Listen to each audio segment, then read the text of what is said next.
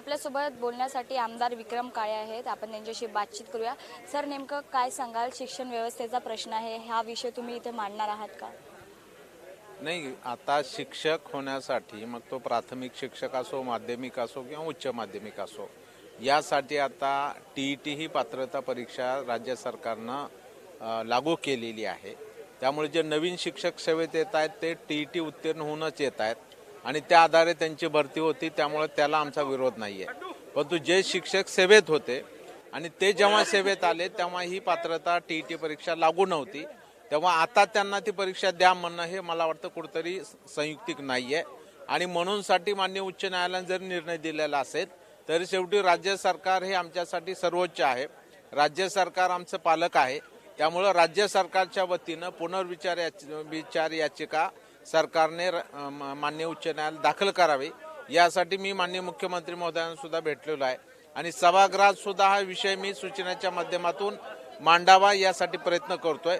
कदाचित उद्या परवाला ती चर्चा पण सभागृहात होईल आणि त्याच्यावरती आमची सविस्तर भूमिका आम्ही स्पष्ट करणार। 5 डिसेंबरला सुद्धा राज्यातल्या हजारो शिक्षक कर्मचाऱ्यांनी जिल्हा कचेरीवर जाऊन मोर्चा काढला, शाळा बंद आंदोलन सुद्धा केलेलं आहे। त्यामुळे याची दाहकता मोठी आहे आणि काल अशा थंडीमध्ये नागपूरला आमचे शिक्षक यशवंत स्टेडियमवरती आंदोलन करतायत, याची पण दखल राज्य सरकारने घेतली पाहिजे, आमची मागणी आहे। अनेक शिक्षक लोक आहेत ते आंदोलन करतात, मोर्चे काढतात, त्यांचं असं म्हणणं आहे की त्यांना वेळेवर पगार मिळत नाही, काय सांगाल? नाही, निश्चितपणानं पगार तर 1 तारखेला व्हावं यासाठी राज्य सरकारनं मोठ्या प्रमाणावर निधी खर्च करून आता ऑनलाईन पोर्टल आणलेलं आहे। त्यानंतर शालार्थ वेतन प्रणाली लागू केलेली आहे। म्हणजे एकीकडे डिजिटल प्लॅटफॉर्म निर्माण करण्यासाठी तुम्ही शिक्षण विभाग असेल मोठ्या प्रमाणात जर पैसे खर्च करतो तर ते सक्सेस का होत नाही? दर महिन्याच्या 1 तारखेला पगार का मिळत नाही? आणि त्याच्यासाठी लागणारी तरतूद वेळोवेळी सरकार म्हणून विभाग म्हणून त्यांनी केली पाहिजे। ती होत नाही म्हणून शिक्षकांचे पगार वेळेवरती होत नाहीत आणि आम्हाला भांडावं लागतं आमचा पगार द्या म्हणून। मला वाटतं हे काही संयुक्त नाही आहे। आपण बघू शकतो सर्वसामान्य विद्यार्थी असतात, पण आजकाल हल्ली जिल्हा परिषद शाळांमध्ये शिक्षकांची संख्या ती असते पण विद्यार्थ्यांची संख्या फार कमी असते। तर काही डिजिटलायझेशन करणार आहात तुम्ही त्यामध्ये?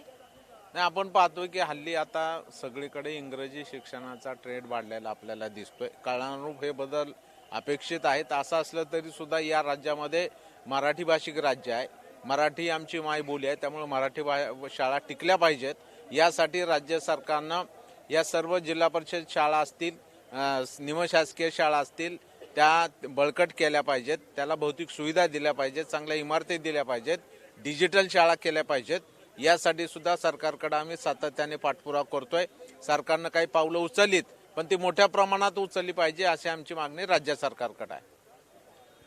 ग्रामीण भागातील शालेय शिक्षणामध्ये विद्यार्थ्यांना पुरेपूर फायदा व्हावा असं त्यांनी यावेळी म्हटलंय।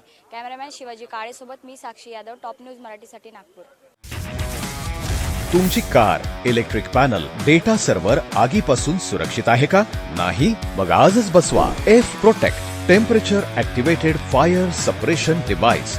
यामध्ये आहे eco friendly non toxic pressurised liquid, जे आग लागल्यास क्षणार्धात ॲक्टिवेट होऊन आगीवरती मिळवते नियंत्रण। बसवण्यास अतिशय सोपे आणि सुटसुटीत टेकालिपचे एक दर्जेदार उत्पादन एफ प्रोटेक्ट।